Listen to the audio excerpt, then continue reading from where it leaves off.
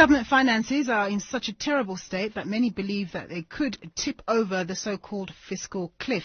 At the February budget 2020, National Treasury estimated that debt to GDP would be around 65%. However, post-COVID-19, the Finance Minister, Tito Mboweni, has warned that this could actually reach 80% this year. And the budget deficit, previously pegged at around 6.5% of GDP, is now seen hitting above 10% of GDP. This comes as the government has been forced to approach international lenders to assist primarily in addressing the COVID-19 pandemic and its impacts. And the reason for this is that the economy has been contracting per capita for several years now. And this year, National Treasury has said the economy could contract by as much as 16%, while others talk of contraction in lower single digits. And it's believed that there's serious ANC tripartite alliance wrangles as the government approaches outside lending institutions. Well, to discuss these matters further, I'm joined on the line by Maarten Ackerman. He's the Chief Economist at Citadel. Thank you so much for joining us, Maarten. So the economy is expected to heavily contract this year with a prolonged recession, possibly even a depression. Now this has impacts on the viability of businesses, the propensity for job retention, and the ability of individuals and businesses to pay tax to the national fiscus. Is South Africa, fiscally speaking, currently paddling up the creek without a paddle? Yes, good evening, Nonku. I think, even before COVID, we were very concerned about the fiscal position. Even the February budget that was still based on growth of about 1.5%, which is now only something that we can dream of. We did warn that, the fiscal metrics, the deficit and the debt to GDP is running away, potentially pushing us into a debt trap.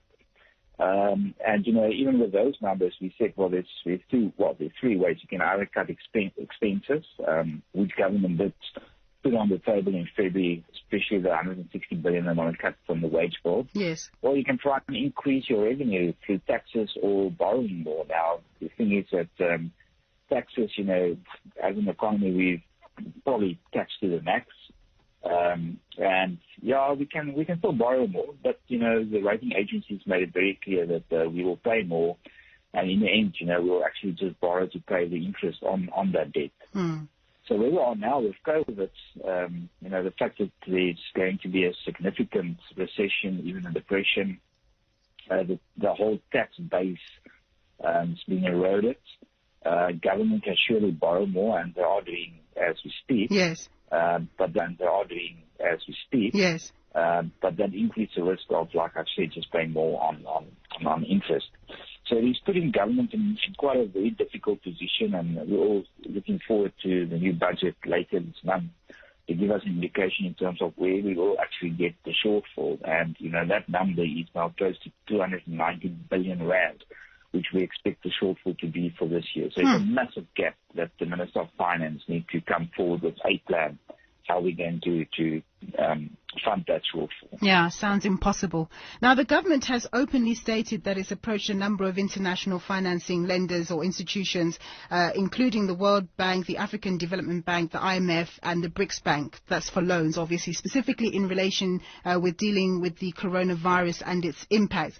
And yet there does seem to be some disquiet within the ANC tripartite alliance around this.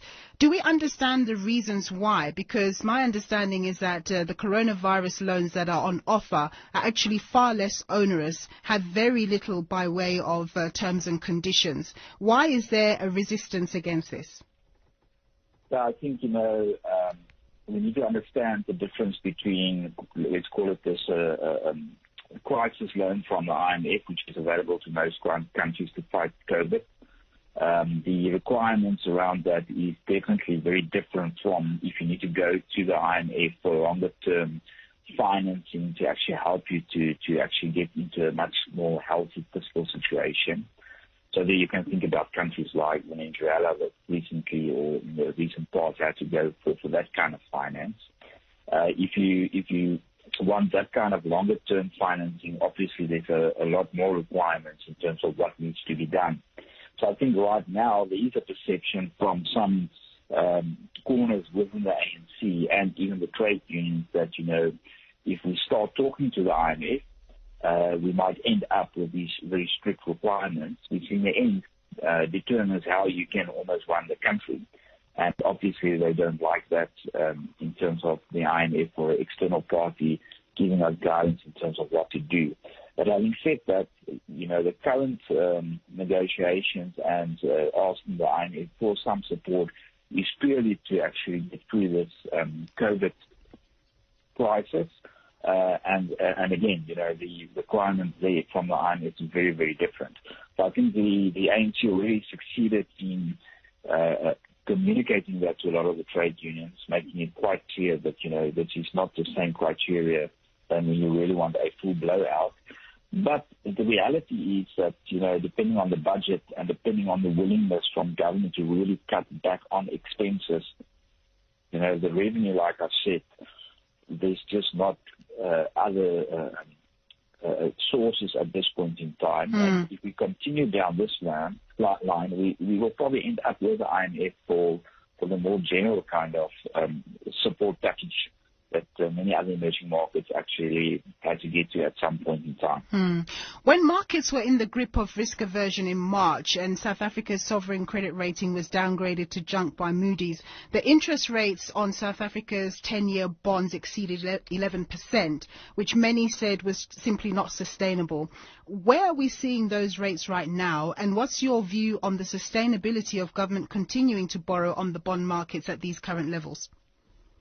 Yeah, so those yields came down quite a bit, to be honest. We're back to about below 9. That's where we were before the downgrade. There's a number of reasons for that since the downgrade. But typically, the world is in a normal space. If you do get downgraded, then once that news is out, we tend to see that yields are pulling back a little bit. We've seen that in Brazil.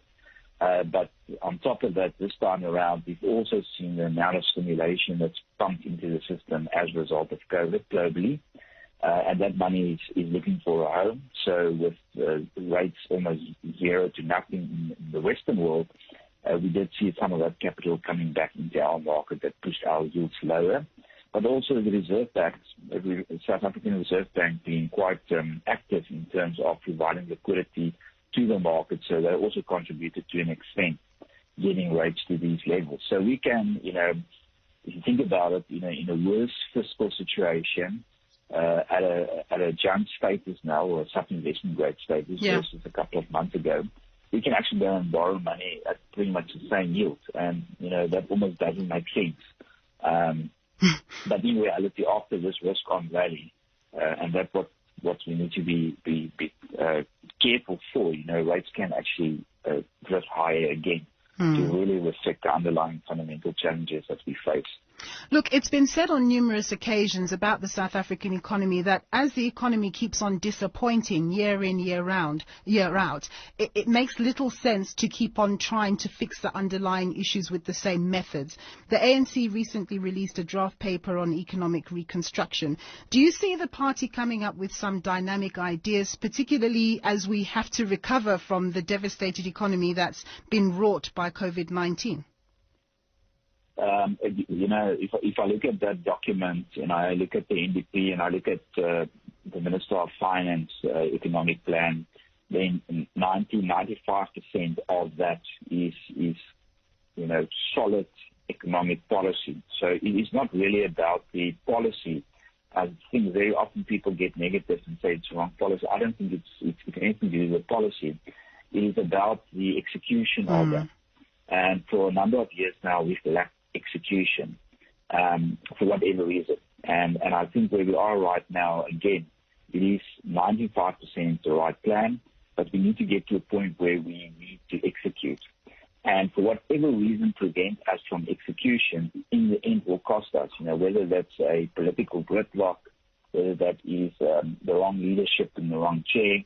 The government needs to get to a point to execute. And it's much better for us to do it ourselves than ending up with the IMF eventually. I'm not talking about the short-term COVID financing, but, when you really get to the IMF and say, listen, we can't balance the budget, we need your guidance, because then they will come in and say, listen, here's the rule of the game, this is what you're going to do. And then, it is that external party which is enforcing discipline.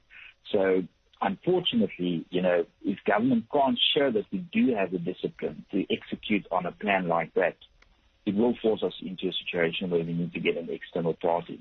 So the sooner government and trade unions can realize that, let's try and keep our external party and execute on the plan, get over the political gridlock, and then we can potentially avoid the situation where we really need to go and say, listen, we need that external financing, but also with that, all the strict requirements in terms of what we can and what we can't do. Yeah. Maarten, it does look as though we're running out of time for talk, and we definitely need action. Thank you so much for your time and your insights. That was Maarten Ackerman. He's a chief economist at Citadel.